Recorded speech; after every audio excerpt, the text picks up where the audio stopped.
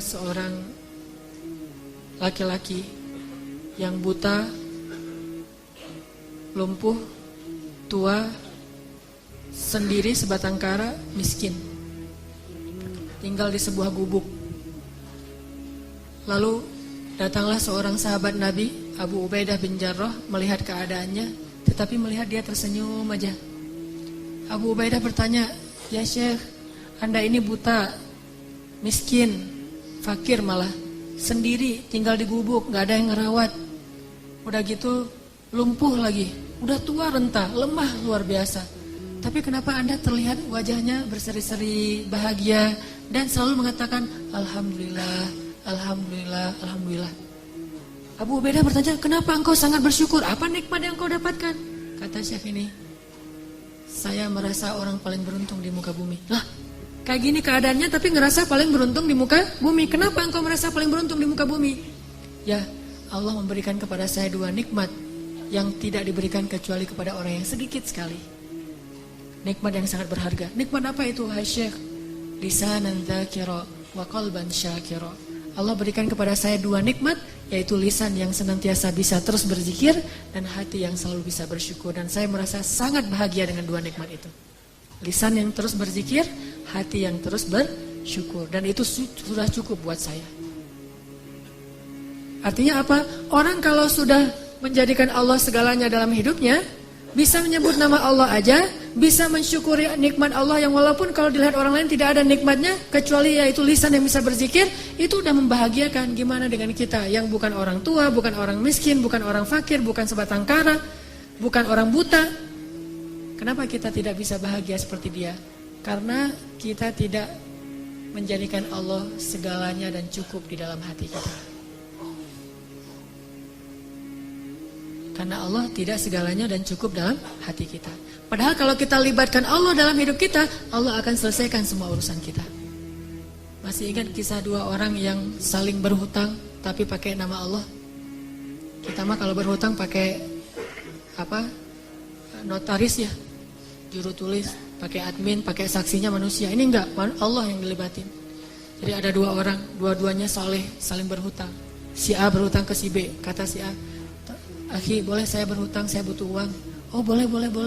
Dikasih duit berapa? 100 dinar, dikasih 100 dinar. Setelah dikasih 100 dinar, yang punya uang bilang, "Ini nanti saksinya siapa nih? Kita cuma berdua." Kata orang yang berhutang, "Boleh enggak kalau saksinya Allah?" Kata yang memberi hutang, "Oh kalau Allah boleh. Allah tuh sebaik-baik saksi." "Ya saya setuju, ya udah saya serahin nih duitnya." Allah sebaik-baik saksi. Udah gitu kepikiran lagi, nanti bayarnya kapan? Beri saya waktu 1 tahun.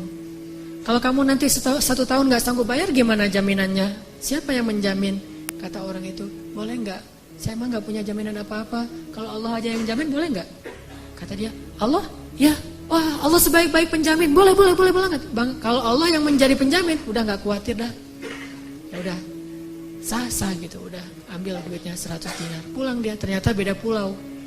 Selang beberapa lama setelah jatuh tempo, dia udah ngumpulin uang 100 dinar, mau dia balikin, dia mau nyebrang nih. Ternyata dengan seizin Allah, takdir Allah terjadi badai, sehingga tidak ada perahu yang berani menyeberang. Yang punya uang, nungguin di balik lautan, dia nunggu di pantainya. Mudah-mudahan hari ini dia datang membayar hutang saya, karena saya kenal dia orang yang jujur, amanah, baik hati, pasti dia akan datang. Ditunggu, gak datang-datang. Ternyata dia gak bisa nyebrang. Tapi sebelum orang yang tadi mau nganterin duit itu pulang, karena dia sudah janji mau datang, dia paksain akhirnya uang itu dia taruh di dalam sebuah batang kayu, kemudian kayu itu dia hanyutkan ke dalam lautan sambil berkata, "Ya Allah, dulu ketika kami berhutang, dia bertanya siapa saksi? Saya bilang engkau lah saksi." Kata dia, "Engkau sebaik-baik saksi." Lalu dia bertanya, "Siapa yang menjamin?" Saya bilang, "Engkau lah penjamin." Kata dia, "Engkau sebaik-baik penjamin." "Ya Allah, saya sudah melibatkan engkau dalam urusan kami." Dan dia juga ridho dengan hal itu. "Hari ini dengan takdirmu saya tidak bisa menyeberang. Mudah-mudahan dengan saya mengirimkan uang lewat sebatang kayu ini, engkau menyampaikan kepada orang itu, karena engkau sebaik-baik saksi dan sebaik-baik penjamin." Dihanyutkan, bismillah tawakkaltu 'alallah. Orang yang nunggu di seberang Karena udah sore akhirnya dia pulang. Sebelum dia pulang dia lihat ada sebatang kayu yang terapung-apung. Dia ambil untuk jadi kayu bakar di rumahnya untuk menghangatkan tubuh. Pas dia belah di rumahnya, dia temukan bungkusan dan dia buka ada uang 100 dinar. Ada surat di situ, akhi, maaf saya nggak bisa menyeberang. Soalnya terjadi badai yang luar biasa di sebelah sana. Tetapi saya coba titipkan ini kepada sebaik-baik saksi dan sebaik-baik penjamin Allah. Mudah-mudahan sampai kepadamu. Ketika dia baca itu, dia langsung bertakbir Allahu Akbar. Hasbunallah wa ni'mal wakil. Mungkin kita nggak bisa kayak gitu dalam hutang piutang. Mau hutang piutang kayak gitu? Kita datang ke salah satu finance. Pak, saya mau kredit motor. Oh iya mas, silakan kredit motor nih, ada beberapa produk nih dari kita nih yang setahun, 2 tahun, 3 tahun. Oh boleh, saya mah 3 tahun aja biar gampang gitu. Oh iya. Jaminannya apa? Ada PPKB atau apa gitu? Atau slip gaji atau apa? Boleh nggak? Allah aja yang jadi jaminannya. Ada yang mau kayak gitu? Kenapa nggak mau? Karena Allah tidak cukup buat kita. Mungkin cukup buat kita, tidak cukup buat orang yang berhutang. Kita mah udah baik-baik. Oh Allah sebaik-baik saksi. Allah sebaik-baik penjamin. Wah orang kayak gini bakal rugi. Kenapa? Semua transaksi dia tuh gagal. Karena dia berhadapan dengan orang yang tidak beriman. Tetapi kalau sama-sama beriman, masalahnya satu beriman, satu tidak. Memang gak akan rugi, tetap Allah ganti. Cuman masalahnya kan agak-agak melas gitu ya. Gimana uang saya gak balik-balik. Ada aja alasan, saya ketuk pintu rumahnya gak dibukain. Saya telepon gak diangkat. Saya SMS gak di-read. Ini kalau kita berinteraksi dengan orang yang tidak menjadikan Allah sebagai hasbi Allah. Setidaknya kalau kita bertransaksi, ucapkan bismillahirrahmanirrahim. Kita mau tidur, bismillahirrahmanirrahim. Libatin Allah dalam semua aktivitas kita deh. Dan itu cukup sekali buat kita. Gak akan rugi. Satu-satunya nama yang kalau kita ucapkan itu gak rugi adalah nama Allah. Kita nyebutin nama ibu, kadang gak ngaruh. Tapi kalau kita nyebut nama Allah subhanahu wa ta'ala, itu luar biasa buat kita. Bahkan orang yang ahli maksiat pun kalau nyebut nama Allah, Allah selamatkan. Sedikit aja kita nyebut nama Allah, Allah udah langsung mengubah takdir untuk kita. Masih ingat kisah orang laki-laki di zaman Nabi Musa? Nabi Musa tanya kepada Allah, ya Allah, siapakah orang yang paling rendah nilainya di matamu di antara umatku? Kata Allah, itu laki-laki yang kalau sholat paling belakang. Cari sama Nabi Musa, oh itu yang masbuk permanen. Jadi istiqomah banget untuk masbuk. Asal sholat pasti masbuk.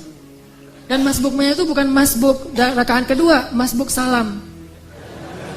Pasti tahiyat terakhir aja dia datang tuh. Kalau sholat Jumat duduk paling belakang dekat teras atau di teras. Giliran selesai salam yang paling duluan bunyiin kendaraan. Yang pertama nyalain motor. Pulang duluan gitu. Itu tuh yang paling rendah nilainya di mataku di antara umatmu. Oh itu si kakek-kakek buta masbuk terus. Nabi Musa memandangnya sebelah mata. Ini orang pasti ini munafik, pasti ini nggak ada nilainya di apa, pasti dia nggak akan masuk surga. Terus diperhatikan nggak ada perubahan. Sampai suatu saat Nabi Musa ngepoin dia, mana dia kok nggak datang? Ternyata pas ditanya dia udah meninggal dunia. Makanya nggak datang lagi, udah nggak istiqomah sekarang masbuknya, karena udah meninggal. Is dead lah ya. Nabi Musa tanya ke Allah, ya Allah, gimana keadaan orang itu di akhirat? Apakah dia masuk surga atau neraka? Kata Allah, ya Musa, dia itu udah masuk surga. Nabi Musa kaget, hah? Gimana ceritanya ya Allah dia masuk surga? Bukannya dia gak punya amal sama sekali, sholatnya juga males-malesan, datang ke masjid selalu telat? Kata Allah, ya Musa, tahukah kamu? Suatu hari sebelum dia meninggal, hari terakhir dia sholat dan masbuk, tetap masbuk. Hari terakhir dia sholat, masbuk. Pas dia pulang, dia dibantu oleh seorang pembantu yang bawa dia pulang. Di tengah jalan dia bertanya kepada pembantunya, kita sekarang lagi di mana nih? Kalau dalam riwayat yang lain mengatakan dia kesasar, nggak ada pembantu, kesasar sampai ke tengah lapangan, tanah yang lapang, ketemu orang, dia tanya, mas, saya ini lagi di mana nih? Orang buta. Orang itu mengatakan, bapak lagi ada di sebuah tanah yang luas, tanah yang lapang. Kata dia, enggak, rahmat Allah lebih lapang. Rahmat Allah lebih luas. Cuma itu doang kata-kata dia tuh. Wahai Musa, dia mengatakan rahmatku lebih luas. Dan memang rahmatku luas, wahai Musa. Maka dengan itu, aku ubah takdirnya. Sesungguhnya rahmatku mendahului takdir. Sesungguhnya rahmatku lebih besar daripada kemarahanku. Allah marah sama pembuat dosa, tapi begitu pembuat dosa ngelirik ke langit dikit aja, Allah langsung perhatiin ada apa gitu. Allah udah langsung, kalau bahasa kita mah kayak kegeeran gitu. Padahal Allah itu maha mulia, nggak perlu GR. Tapi Allah saking perhatiannya sama kita, begitu kita ngeliat ke langit sedikit, wahai hambaku pengen berdoa, pas kita bilang astagfirullahaladzim, langsung dihapuskan dosa-dosa kita.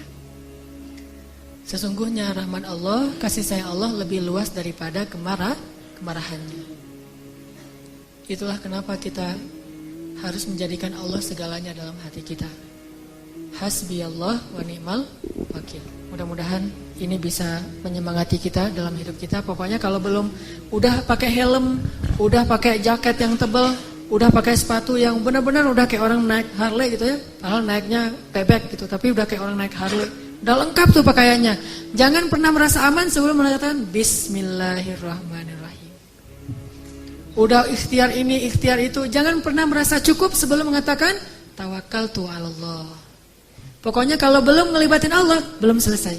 Kalau udah ngelibatin Allah, yang lain belum selesai, insya Allah Allah selesaikan. Allah cukupkan. Allah berikan jalan keluar untuk kita. Wa may yattaqillaha yaj'al lahu makhraja. Itulah modal hidup kita. Mudah-mudahan itu bisa menjadi obat hati kita. Mudah-mudahan juga menjadi solusi dalam masalah-masalah kita.